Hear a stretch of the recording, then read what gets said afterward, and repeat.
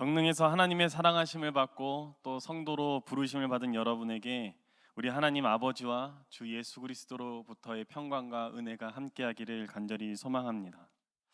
여러분, 우리는 지금 사순절을 보내고 있습니다. 여러분, 사순절 잘 보내고 계신가요? 사순절은 우리 자신이 어떤 존재인지를 확인하는 기간입니다.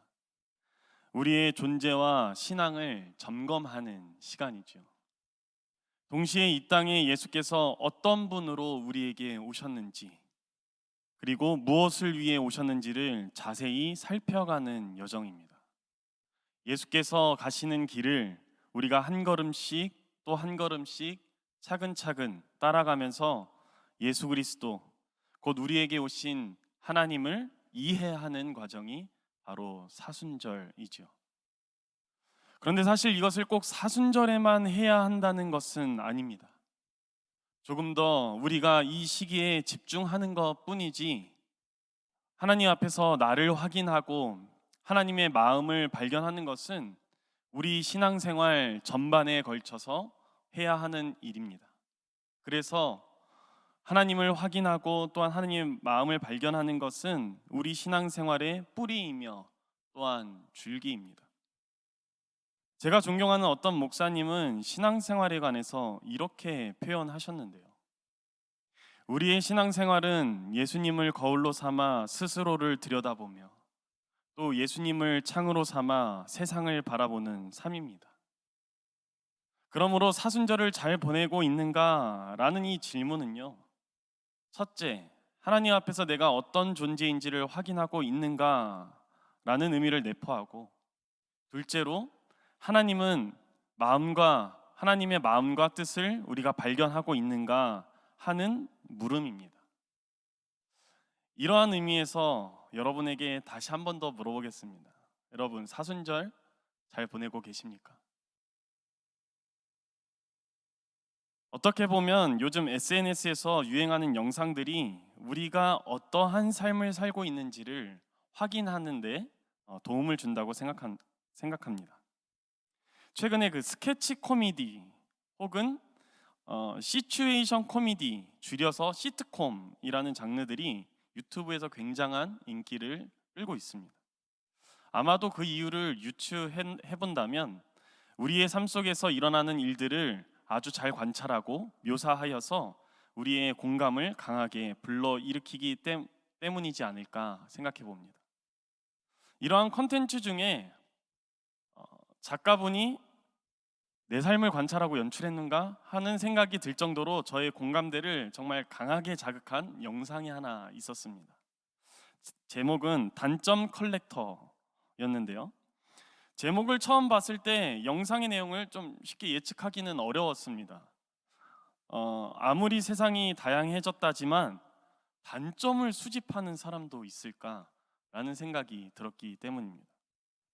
그런데 영상이 시작하는 순간 바로 알아차릴 수 있었는데요.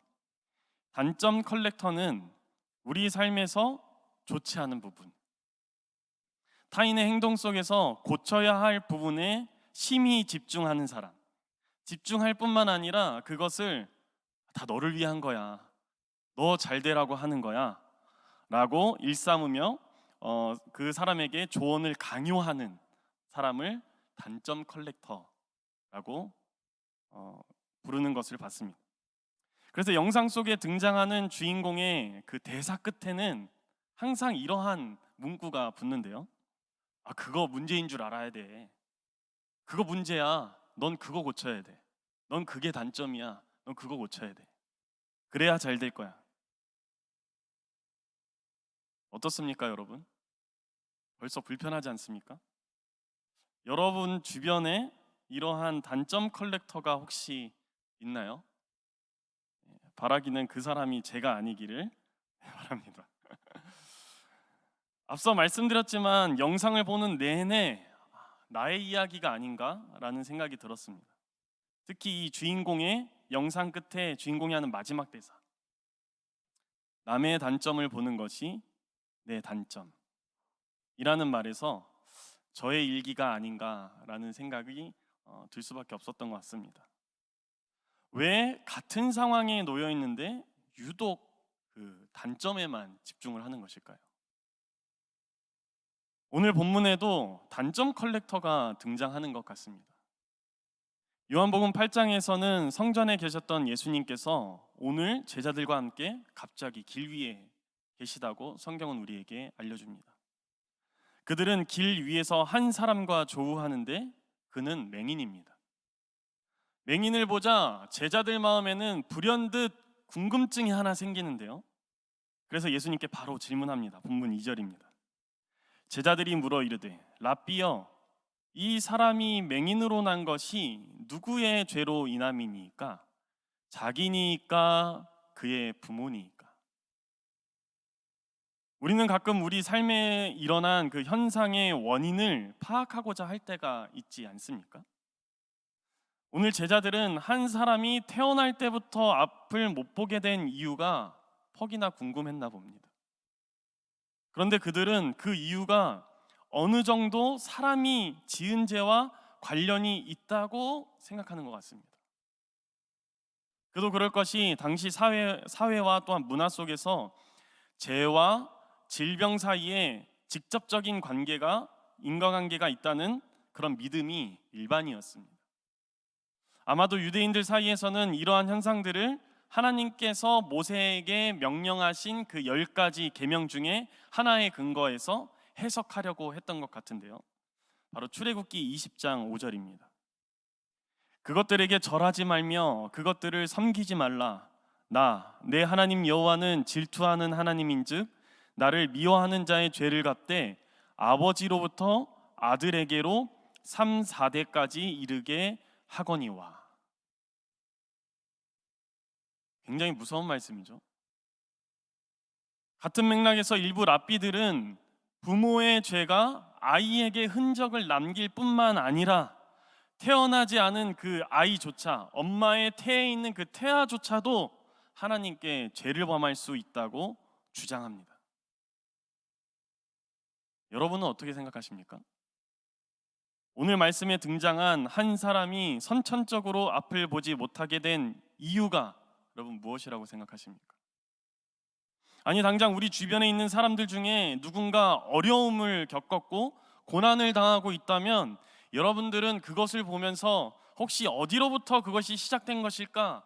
라고 궁금해하며 그것들을 파악하려고 하십니까? 사실 예나 지금이나 믿는 사람들이 자신 혹은 타인에게 일어나는 어떤 평범하지 않은 일들에 관하여 그 원인들을 죄와 관련하려는 시도들이 특이하지는 않은 것 같습니다.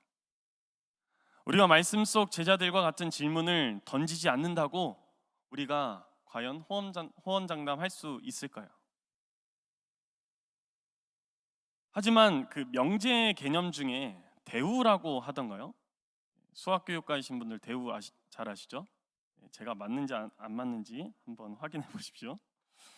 우리에게 고난이 있다면 그것은 죄가 있기 때문이다 라는 명제의 그 대우를 해보면 우리가 바르게 산다면 우리에게 좋은 일만 일어날 것이다. 이런 생각들 여러분 자주 하십니까? 그런데 이러한 생각들이 우리 삶 속에서 종종 이 명제의 오류를 마주하게 합니다. 교회에 잘 나오던 한 청년이 있었는데요. 그런데 어느 순간부터 교회에서 잘 보이지 않았습니다. 처음에는 바쁜 일이 있나 보다라는 생각에 그냥 기다리고 있었습니다. 그런데 그 바쁜 일이, 사람이 바쁜 일을 경험한다 해도 일정 기간이 있지 않습니까? 그런데 그 일정 기간이 지났는데도 교회에서 보이지 않았습니다. 그래서 연락을 시도했는데 다행히 연락이 닿아서 어떻게 지내는지 물어보면서 왜 공동체에서 보이지 않느냐라고 조심스럽게 물어봤습니다.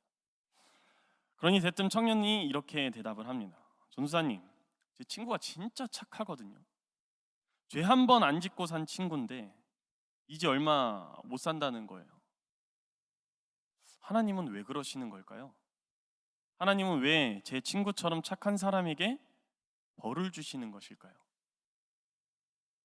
이 청년은 바르게 살면 벌이 없어야 한다고 생각합니다. 그러니까 고난이 있다는 것은 그 사람이 잘못을 했기 때문이다라고 보는 것과 같은 것입니다. 여러분은 이러한 질문을 받는다면 어떻게 대답하시겠습니까? 설마 내가 모를 때 어디선가 죄를 지었나 보다. 그 친구는 착해도 부모님에게 죄가 있나 보다.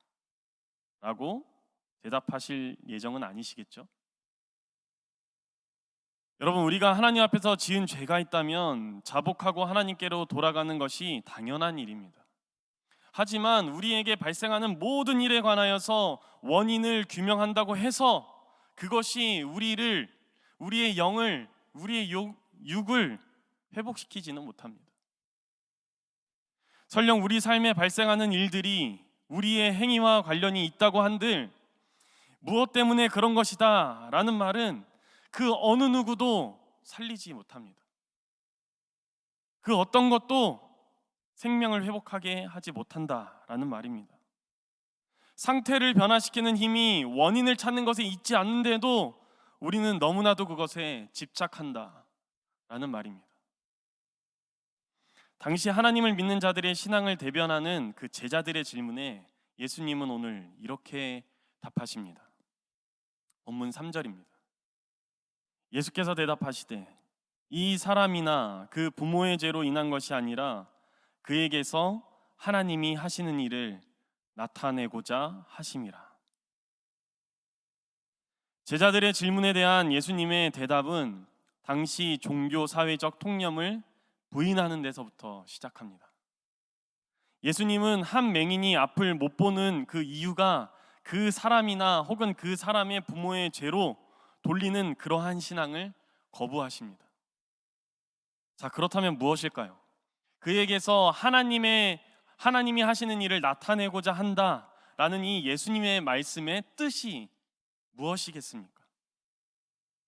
한 사람이 시각장애를 가지고 태어난 이유가 오늘 예수께서 그의 눈을 뜨게 하는 그 기적을 베풀어 주셔가지고 거기 주변에 있는 모든 사람들에게 하나님이 어떤 분이신지를 알리려고 한다.